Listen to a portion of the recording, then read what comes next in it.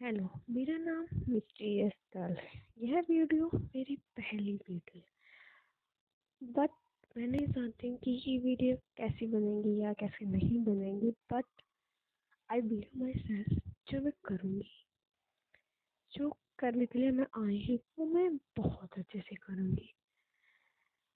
ये common topic है क्योंकि ये जो है सब कोई बता सकता है, बट हर किसी के बताने का तरीका अलग होता है और मेरा भी अलग तरीका है। आज का टॉपिक कॉमन, बहुत ही ज़्यादा कॉमन, क्योंकि लोगों ने बहुत ही इस टॉपिक के ऊपर वीडियोस बनाई हैं, बातें की है। बट मेरा बताने का स्टाइल थोड़ा अलग है। तो आज का टॉपिक है, हम उन लोगों को क्यों चाहते हैं जो हमें नहीं चाहते। मतलब आपने कभी ना कभी सोचा होगा कि हम उन लोगों को क्यों अपनी लाइफ में इतना इम्पोर्टेंट दे देते हैं, बट उन्हें हम इम्पोर्टेंट नहीं लगते हैं।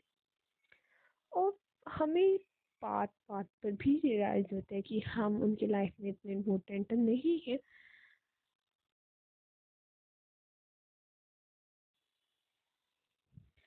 जानते हैं कि आप अकेले क्यों हैं और क्यों आप औरों से अलग हो जाते हो। आप उन्हीं लोगों को क्यों चुनते हैं अपनी लाइफ में जो आपको नहीं चाहते हैं। तो आज की कहानी भी हमारी कुछ ऐसी ही है।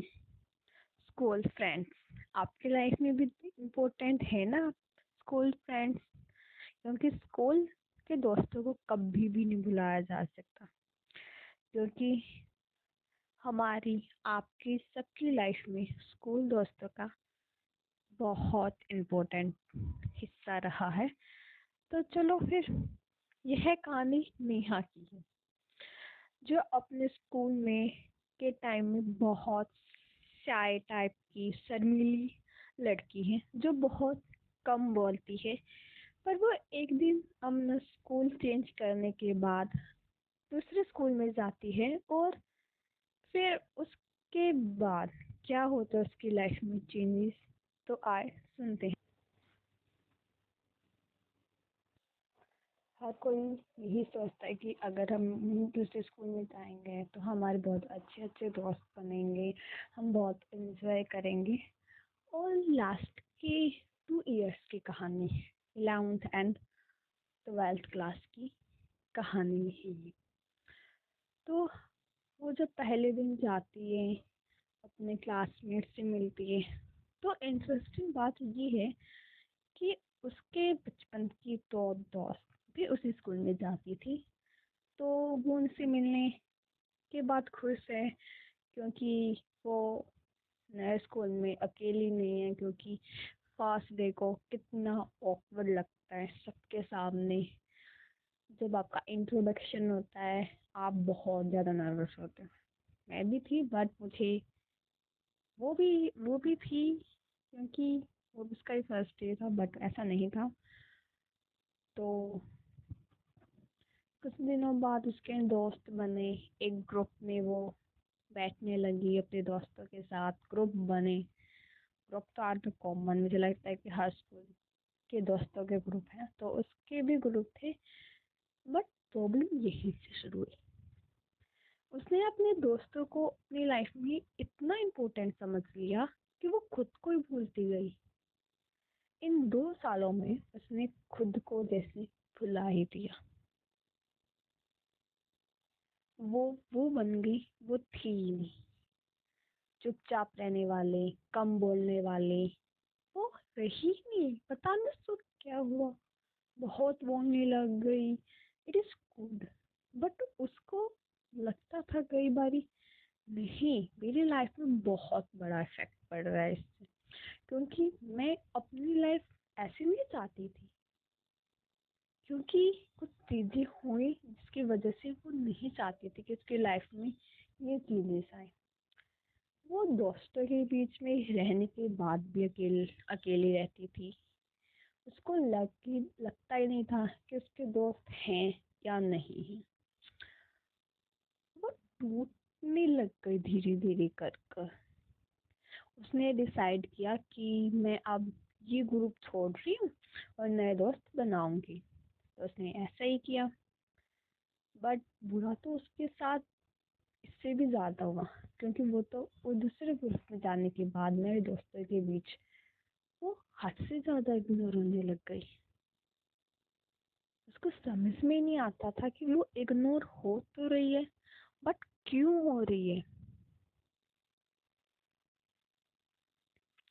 उसको धीरे धीरे कर कर बहुत इग्नोर होने लग गई वो।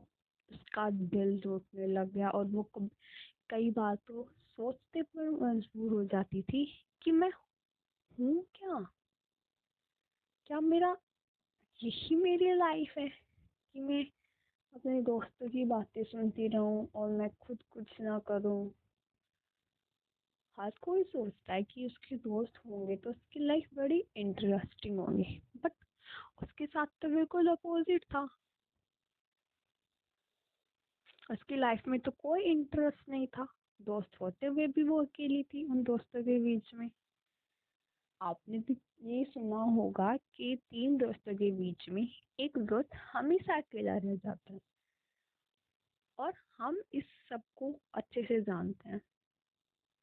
बट जब ग्रुप बड़ा होता है, जब बड़ा सारा ग्रुप, कुछ अच्छे दोस्त हों, 5-6 दोस्त हों, तो भी लोगों को लगता है कि अकेला है। वो 5-6 दोस्तों का ग्रुप था और उस ग्रुप में वो अकेली थी। उसको उसी दिन पूछा जाता था या उस समय पूछा जाता था जब उनके पास और कोई ऑप्शन नहीं था। वो उनका सबसे लास्ट ऑप्शन बनकर रह गई थी। कई बार तो नेहा को फील हुआ कि मुझे शायद इनसे दूर हो जाना चाहिए, यही मेरे लिए फायदा है। बट इंसान है, इमोशन है, ब्रेन है, ये थोड़े हमारे सुनेंगे। बट अगले दिन वो एक बार अच्छे से बोल पड़ते, हम फिर उनके पीछे पीछे, वो भी ऐसे ही। बट बहुत कुछ हुआ उसके लाइफ में। वो टूट गई एक दिन पूरी की तरह। उसके साथ कुछ ऐसा हुआ जो उसने लाइफ में कभी नहीं सोचा था। उसके बाद वो जो बनी, उसको सब कोई भुला नहीं पाया। उसके ऊपर झूठा इल्जाम लगा दिया जो उसने कभी किया ही नहीं था। और लगाने वाले भी कौन थे? उसके दोस्त, जिनके साथ वो बैठती थी। एक चीटिंग तुमने की थी तो तुम बता देते हैं। बट उसके बाद उस लड़की ने, जिसकी इंसल्ट हुई थी, नेहा की इंसल्ट हुई थी, जो उसके दूसरे दोस्त ने की थी, उसने उसकी पूरे स्कूल में इंसल्ट कर दी। This is the biggest trauma in this life. मुझे लग रहा है कि उसकी लाइफ का सबसे डरावना वो एक्सीडेंट हो गया। तो उस दिन उसने डिसाइड किया कि मैं सबसे दूर चले जाऊंगी। तो उसने यही किया। उसने अपने लाइफ के लास्ट के 2 इयर्स उन दोस्तों के ऊपर स्पेंड कर दी जिनको उसको बिल्कुल भी नहीं चाहते थे। तो आप भी यही समझे ना कि किसी को भी इतना इम्पोर्टेंट मत समझो कि आप खुद को ही भूल जाओ। आप बहुत ज्यादा स्ट्रोंग हो। आपको कोई नहीं चाहता है तो आप भी कोई कर। पता है उसके दिमाग में 2 साल तक क्या चल रहा था और वो क्यों अलग नहीं होना चाहती थी? इसके बारे में तो आप जानना चाहेंगी ना। इसके ऊपर ना कुछ कारण थे। ब्रेन केमिस्ट्री, ये सबसे इम्पोर्टेंट है।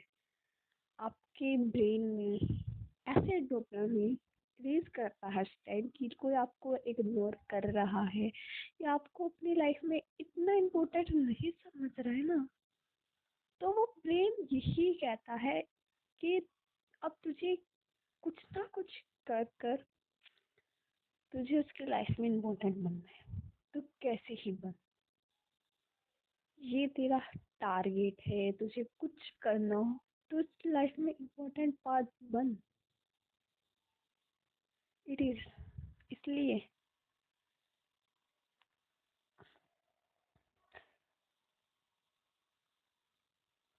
इसमें ना खुद को खो देते हैं। और अगर हम इसको पॉजिटिव वे में लेके जाएं तो कोई लोग इसको सेल्फ ग्रोथ भी समझ सकते हैं। आप सोचोगे तो सेल्फ ग्रोथ कैसे हो सकती है, ये क्या फालतू है। बताओ क्यों? क्योंकि कोई आपको इग्नोर करना करता है ना, तो आप उसको महसूस करते हो, आप उस दर्द को सहते हो। अगर इन दिस फ्यूचर आपको कोई भी इग्नोर करता है, आप उस चीज से नर्वस या एंजाइटी वगैरह कुछ नहीं होगी। आपको लगेगा क्या है ये। आप उस चीज को ऐसे छोटी मोटी चीज समझकर इग्नोर कर सकते हो इन दिस फ्यूचर। तो अगर आज आप इग्नोर हो रही हो ना, तो आप ये मत समझो कि आप कमजोर हो। आप बहुत ज्यादा स्ट्रोंग हो, क्योंकि आपने वो दर्द सहना सीख लिया जो आज तक कोई भी नहीं सीख सकता। You are strong. और आप इससे द पावर ऑफ कंट्रोल, मैं कहूँगी थर्ड पावर ऑफ कंट्रोल। आप अपने गुस्से को, अपनी एंजाइटी को, आप अपने एंगर इश्यू को, अपनी हैप्पीनेस को कंट्रोल कर लेते हो। जब आप इग्नोर होते हो तो आपने बहुत, आपके दिमाग में, आपके दिल में बहुत सारे विचार आते हैं कि ये क्यों हो रहा है, क्यों नहीं हो रहा है। और जब वो आपसे एक बात पूछता है कि तू ठीक है, आप खुश हो जाते हो। बट आपने कभी सोचा है कि आप उसके सामने दिखा नहीं रहे हो कि मैं कितना खुश हूँ। आपने कभी उसको नहीं दिखाते हो कि कोई बंदा आपको इग्नोर कर रहा है और उसके बाद आपको कुछ दिनों बाद वो आपसे पूछ रहा है कि यू आर ओके, आप खुश हो। बट आप उस इंसान को नहीं दिखा रहे। आप अपने इमोशन पर कंट्रोल कर रहे हो उस टाइम। आप जानते ही होंगे कि अपने इमोशनल पर